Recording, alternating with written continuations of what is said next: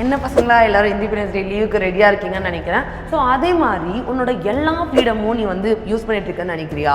நிறைய பேர் உன்னோட ஃபுல் ரியல் ஃப்ரீடமே இது வரைக்கும் என்ஜாய் பண்ணலன்னு நான் சொல்கிறேன்.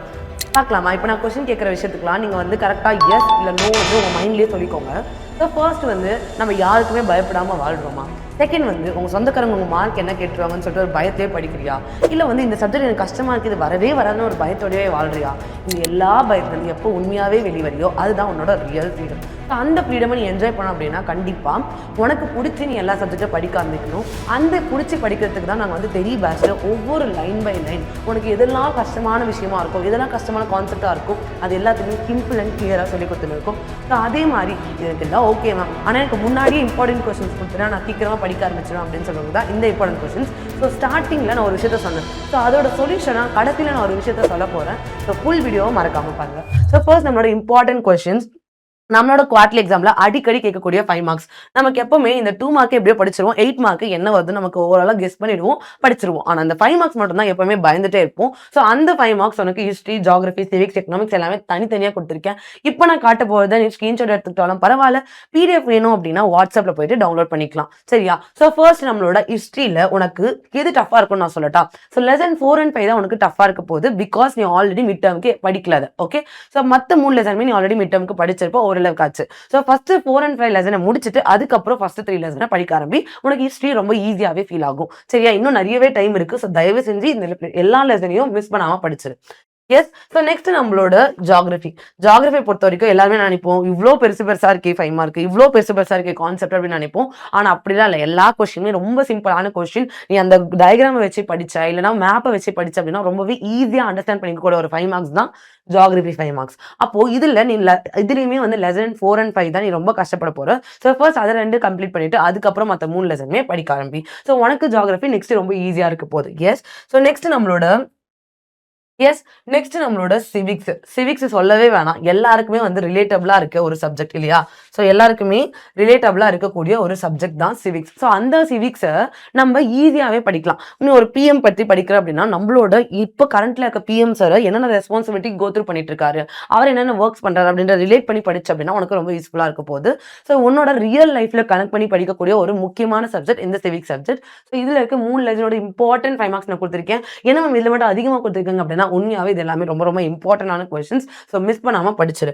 ஓகே மேம், இது எல்லாமே ஓகே மேம், ஆனால் எக்கனாமிக்ஸை பொறுத்த வரைக்கும் எனக்கு புக்கிங்ஸ் 2 மார்க் படிக்கிறதுக்கே டைம் கரெக்டாக இருக்கு மேம் அப்படின்னு ஃபீல் பண்றவங்களுக்கு எக்கனாமிக்ஸ்லயும் நான் வந்து இம்பார்ட்டன்ட் 5 மார்க்ஸை கொடுத்துருக்கேன். ஸோ மிஸ் பண்ணாம படிச்சுக்கோ. ஸோ லெசன் 1, 2, 3 ஒரு சில ஸ்கூல்ஸ்ல இருக்கலாம், லெசன் 1 and 2 ஒரு சில ஸ்கூல்ஸ்ல இருக்கலாம். ஆனால் உன்னோட ஸ்கூல்ல என்ன கொடுத்துருக்காங்கன்னு பார்த்துட்டு அதுக்கேற்ற மாதிரி உன்னோட கொஸ்டின்ஸை நீ ப்ரிப்பேர் பண்ணிக்கோ.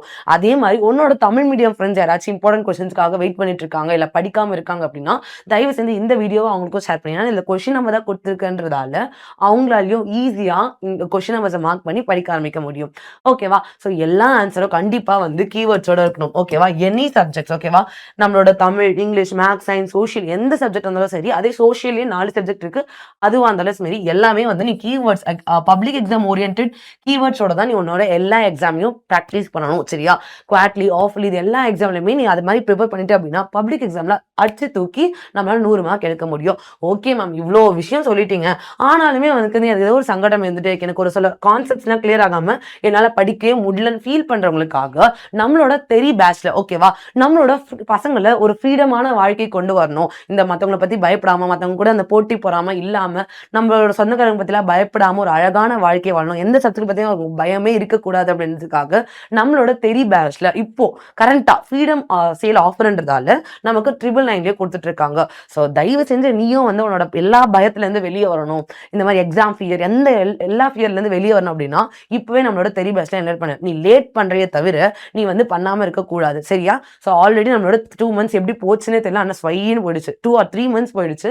ஸோ அதனால தான் சொல்கிறேன், இப்போவே வந்து என்ரோல் பண்ணிடுங்க. உனக்கு பப்ளிக் எக்ஸாம் அப்போ இதோட ரிசல்ட் கண்டிப்பாக தெரிய வரும். இதில் என்னென்ன மேம் இருக்க போகுது அப்படின்னு கேட்டேன் அப்படின்னா லைவ் மார்க் ஃபோக்கஸ்டு கிளாஸஸ் எல்லாமே லைவ் கிளாஸஸ் தான் உனக்கு இருக்க போகுது. ஓகேவா?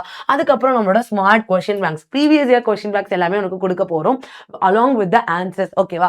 நெக்ஸ்ட் வந்து solutions to all book back exercise. ஒவ்வொரு லெசன்ஸ்க்குமே நம்ம புக் பேக் சொல்யூஷன்ஸை கொடுத்துட்டு இருக்கோம். மற்ற எல்லாமே உனக்கு தெரியும், நம்ம ஸ்கூல்ல இருக்கிற மாதிரி டெஸ்ட் இருக்க போது அதோட மார்க்ஸ் உனக்கு வந்து கொடுக்க போறோம். டெய்லி நீயே ஓனா ப்ராக்டிஸ் பண்ணிக்கிறதுக்கு உனக்கு ப்ராக்டிஸ்க்கு டெய்லி 10 கொஸ்டின்ஸை கொடுத்துட்டு இருக்கோம். இது எல்லாத்தையும் தாண்டி உனக்கு இது எல்லாத்தையும் தாண்டி கூட எனக்கு டவுட்ஸ் நிறைய இருக்கு மேம், எனக்கு ஸ்கூல்ல இருக்க டாபிக்ஸ்ல கூட டவுட் இருக்கு அப்படின்னா நீ தாராளமா எங்களோட doubt solving session, weekend doubt solving செஷன்ல கண்டிப்பா நீ பார்ட்டிசிபேட் பண்ணி டவுட்ஸ் கேட்கலாம். அதே மாதிரி வந்து இது எல்லா ஃபெசிலிட்டிஸுமே ஆல்ரெடி நம்மளோட தெரி பேட்ச் பசங்க யூஸ் பண்ணிட்டு இருக்காங்க. ஸோ அவங்களுமே நிறைய லைவ்ல வந்து இந்த மாதிரி தெரி பேட்ச்ல இப்படி இருக்கும் அப்படி இருக்கும்னு சொல்லி நிறையவே சொல்லிட்டு இருக்காங்க. ஸோ நம்மளோட லைவ் கிளாஸ்ல ஜாயின் பண்ணதா அட்லீஸ்ட் உனக்கு அந்த விஷயமாச்சும் தெரிய வரும். ஸோ அட்லீஸ்ட் தெரியாததை தெரிஞ்சுக்க ஆரம்பிங்க, அதுக்கப்புறம் புரியாததை புரிஞ்சு படிக்க ஆரம்பிங்க. இது எல்லாத்துக்குமே நம்மளோட தெரி பேட்ச் ரொம்பவே யூஸ்ஃபுல்லா இருக்க போகுது. So all the best. கண்டிப்பா நம்மளோட குவார்டர்லியில அடிச்சு தூக்க போறோம். யாரெல்லாம் என்னோட குவார்டர்லியில சேர்ந்து என்னோட படிக்க போறீங்க, நம்ம எல்லாருமே ஒரு ட்ரீமோட இருப்போம், 100 மார்க்ஸ் 500 மார்க்ஸ் அப்படின்னு சொல்லிட்டு. எல்லாத்தையுமே யார் வந்து உங்களோட ட்ரீம் என்னன்னு கமெண்ட் பண்ண போறீங்க, அது கூட சேர்ந்து என்ன பண்ண போறீங்க அப்படின்னா யாரெல்லாம் ஏன் கூட குவார்டர்லிக்கு படிக்க போறீங்க, லைவ் செஷன்ல ஜாயின் பண்ண போறீங்க, ஓகே, இது எல்லாத்தையுமே வந்து கமெண்ட் பண்ண போறீங்க. ஆல்ரெடி தெரி ஸ்டூடெண்ட்ஸ் ஒரு வேளை இந்த வீடியோ பார்த்துட்டு இருந்தீங்கன்னா எனக்கு தெரியும் நீங்களா இம்பார்ட்டன்ட் கொஸ்டின்ஸ் மட்டும் படிக்க மாட்டீங்க, எல்லா கொஸ்டின்ஸும் படிப்பீங்கன்னு சொல்லிட்டு. பட் ஸ்டில் தெரி பசங்க யாராச்சும் இருந்தீங்க அப்படின்னா தயவு செஞ்சு கமெண்ட்ல உங்களோட தெரி பேட்ச் எக்ஸ்பீரியன்ஸ் எப்படி இருக்குன்றத கமெண்ட்ல சொல்லுங்க.